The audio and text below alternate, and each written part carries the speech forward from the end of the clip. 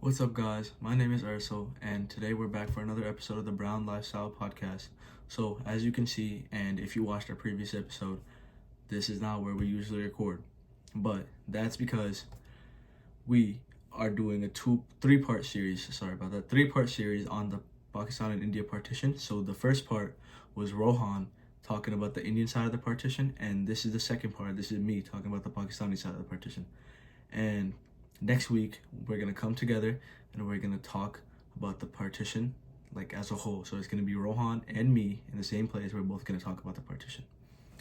So just before we get started, I do want to let you guys know this is one of the first topics that we will be discussing, like outside of the normal stuff. But if you guys have any topics that you ever want to talk about, they could be historic, they could be political, they could be anything, any topics you want to talk about. We do have a Google form in our link tree that you can use. So please make sure to do that, and please make sure to share to all your friends about the podcast. We're really trying to make a difference out here. But yeah, so let's get started. So like I said before, I'm gonna be talking about the Pakistani side of the partition. So some of the topics we're gonna be talking about today is the two-nation theory, the demand for Pakistan, the role of the leaders in the Pakistani side, of course, the partition and independence overall, the mass migration and the displacement that happened after the partition, the Kashmir conflict, the legacy and impact that the partition left. So those are some of the topics that we're going to be talking about. So let's get started. The first thing we have is the two-nation theory. So the two-nation theory it's pretty self-explanatory. I mean, Pakistan, the Muslims in the Hindu area wanted to be a separate country, and so they wanted to form two nations, and so they split together. That was basically the two-nation theory. They wanted to split and form two nations, and so this started with the demand for Muslims wanting their own separate state, which is like obvious. They wanted to be separate from India, and the reason for this theory, the reason for the split, is because many people in these countries believe that Indian Muslims and Indian Hindu. It was basically just because Muslims wanted to have their own separate state, and Hindus wanted to have their own separate state because of their religious, cultural, and social differences, right? And so that required a separate nation for the Muslims and their interests, so that they could live, so that the Muslim people in the region could live the way they wanted to, and the Indian people in the region could live the way they wanted to. So this led to the creation of Pakistan, obviously, which was in 1947, and this was just because this was British India at the time, and the Muslims wanted to be free because they just didn't agree with the decisions that the country as a whole was making, because the Muslims wanted the right to practice their own religion. That's just how it is. And the Hindus wanted the right to practice their own religion. So that led to the two-nation theory, that led to the split in 1947, and that led to the creation of Pakistan. So the next topic we have to talk about is the Lahore Resolution of 1940. So this was basically just this is the demand for an independent Muslim state in British India. So this is like what kind of started everything. This was like basically on paper. Obviously people had wanted to be a separate state for a while, but this kind of just put everything together. It was on paper. This was like the first demand written. And this was important because this showed the importance of protecting the rights and interests of the Muslim majority population that was there at the time. And yeah, so it just showed that the Muslims want their own state, and the Muslims want to be their own country, their own state. And this just showed this was just written on paper. Before, everybody was saying it, but there was no truth to it as a moment. That there was no that, oh yeah, everybody wants it to, This was important. Another reason that this was important was because this played a huge role in shaping the course of the political struggle for Pakistan. And this happened under the leadership of Muhammad Ali Jinnah. He was the founder of Pakistan. He was nicknamed Qaid-e-Azam. My dad loves this guy. He absolutely loves this guy. He uses this one quote from him all the time to help me out. He's like, I don't believe in taking a right decision, I take a decision and I make it right. It's just pretty good. It just means that like you shouldn't think like, oh, I'm making the wrong decision. If when you make a decision, you should stick with it. And you should try to get the best out of it. It's a pretty good quote. Hopefully you guys implement that into your lives too. So the strategic leadership of Muhammad Ali Jinnah was important because that was like one of the biggest factors in the creation of Pakistan as a separate state. And that this is very, very important in like throughout the world history, because it shows this is a key chapter in the history of the Indian subcontinent. So the next role we have is the role of the leaders in the Pakistani partition. So since I'm talking about the Pakistani side, I'm really gonna really go over the role of the Pakistani leaders. So the main two that I've really like heard about are Muhammad Ali Jinnah, which I talked about him before, and Allama Iqbal. So Muhammad Ali Jinnah was like the founder, like George Washington, kind of, right? He was like the George Washington for Pakistan, and he played a very, very important role in the creation of Pakistan, and he handled all the political negotiations to make sure that Pakistan was established as its own Muslim state. And along with him, intellectuals, they were like Allama Iqbal, and there's another guy, Liaquat Ali Khan. They also contributed a lot to the ideological and political foundations of the demand to make Pakistan like a separate country for Muslims. And I haven't really gone into detail about Allama Iqbal, but he was a philosopher and a poet, and his visionary ideas, like the 1930 Allahabad Address, laid the intellectual foundation for Pakistan, like as in general, right? He was very important. He was another founding father for Pakistan. So his poetry and his philosophical contributions were very, very important in creating the ideological framework that made Pakistan the country that it is now. And this all happened in 1947. That's the year that Pakistan was like created. That's the year it was created as a separate state.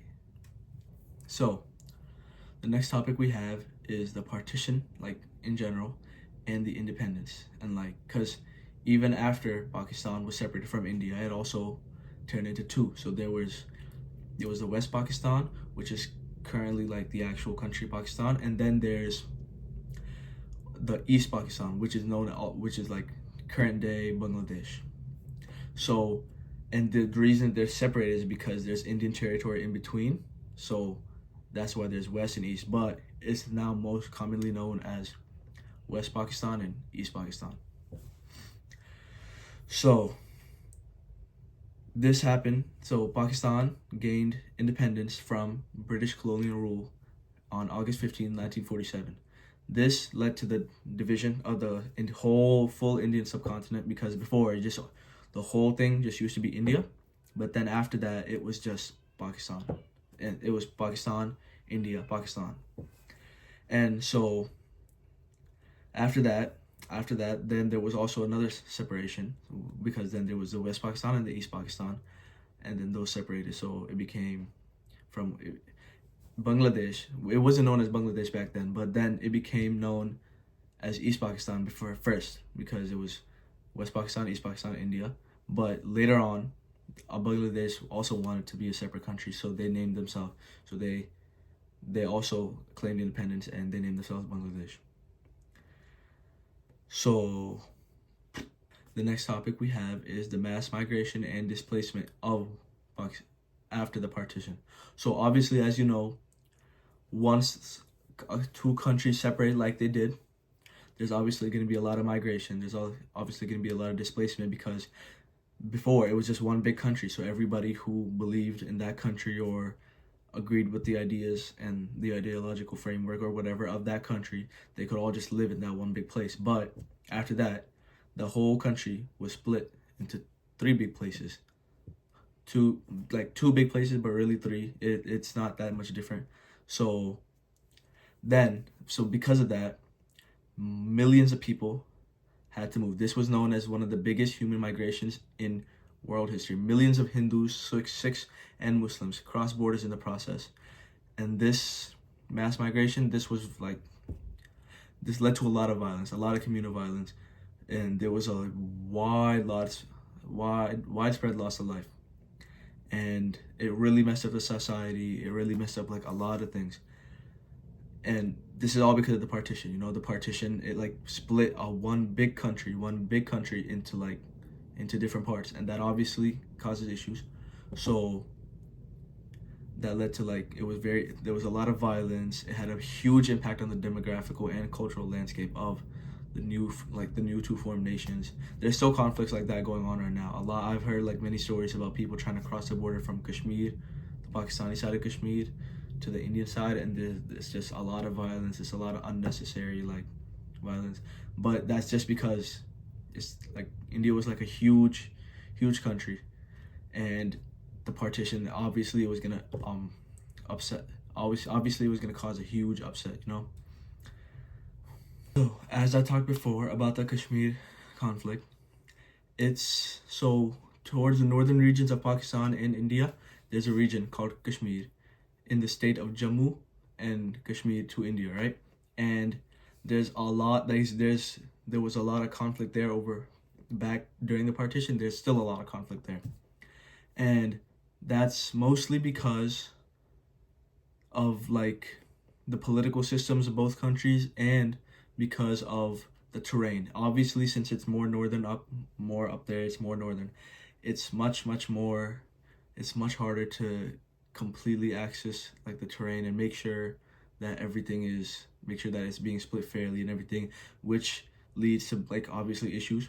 And there are multiple like religious factors and cultural factors over there. There are people of many different cultures and religions that live there, and so that also leads to complications in figuring out like where it's going to be split and how it's going to be split. And so it was still there. It was a very big issue back when the partition was happening, and to this day there's still arguments, there's still wars, there's still conflicts that are fought over the Kashmir conflict. Like the whole Kashmir issue in the general, it's still being fought over as we're now. It is a beautiful place, though. I would highly recommend if you guys ever visit India or Pakistan, you guys should definitely go over there. It's one of the most beautiful places I've ever seen in my life. Well, I mean, I haven't personally been there, but you know, I've seen the videos. They look really nice. So, on to our last topic of the episode. The last topic is just about the legacy and the impact that the partition in India and Pakistan left. Now, obviously, something like this always has a big impact on the countries that it happens to. And so, as of even right now, it has huge social, cultural, and economic aspects. Like, it's left a huge impact on the social, cultural, and economic and religious aspects of the two countries. And that's just, that it happens, you know, because it's two different countries. It's one big country split into two different countries. That's obviously going to cause issues.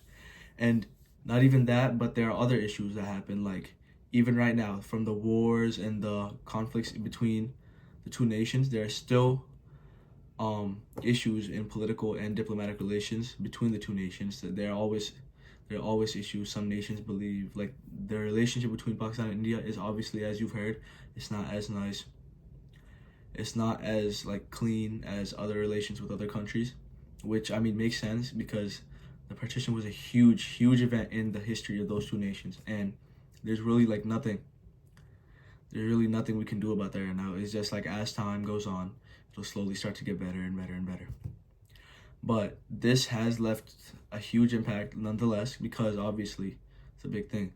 It's like the people, I've noticed myself, like Pakistani people and Indian people, they have sometimes they could both be normal people. They could have nothing to hate against each other, but just the fact that they're Pakistani, just the fact that they're Indian would make it so that, oh, I don't like this guy because he's Indian and I'm Pakistani, or oh, I don't like this guy because he's Pakistani and I'm Indian. That's just it's still, these problems still happen to this day, and obviously it's not a good thing. Obviously it's not a good thing. We should all be equal. We should all be free and not biased against like another culture or another race or whatever. But it still happens. Like to this day, there are multiple instances of relations between Pakistan and India being messed up just because of the partition. Like I said before, the wars in Kashmir are still happening, and there are many other issues. Like, they disagree on multiple different political issues that are going on, like the Palestine and Israel conflict. Both countries support different sides of the conflict, and that can also lead to issues in between the two countries and their trade. But because obviously they are very close, there's just like this, right? The border and everything. So the border is very, very close, very, very close knitted with everything. But there's still obviously issues about the Pakistan and India conflict in there. So if you guys enjoyed this episode, well, then I hope you did. Please make sure to leave a like and to subscribe to our YouTube channel and to our Instagram and TikTok and any other platforms that you see this on. We really hope we can inform you guys more on topics like this, and we really hope that with our other episodes about the community in general, we can maybe help you guys out with any problem that you're having.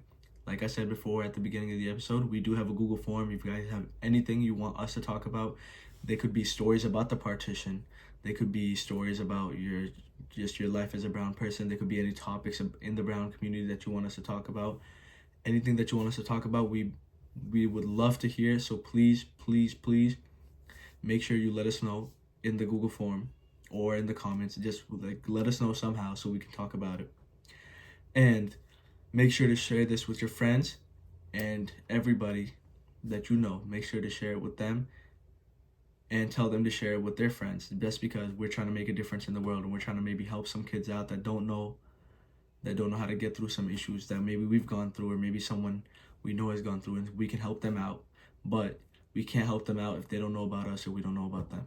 So please make sure to let everybody know, let your friends know, let your aunts, uncle, cousins, mom, dad, grandparents, everybody, please let everybody know. And yeah, that's it for today.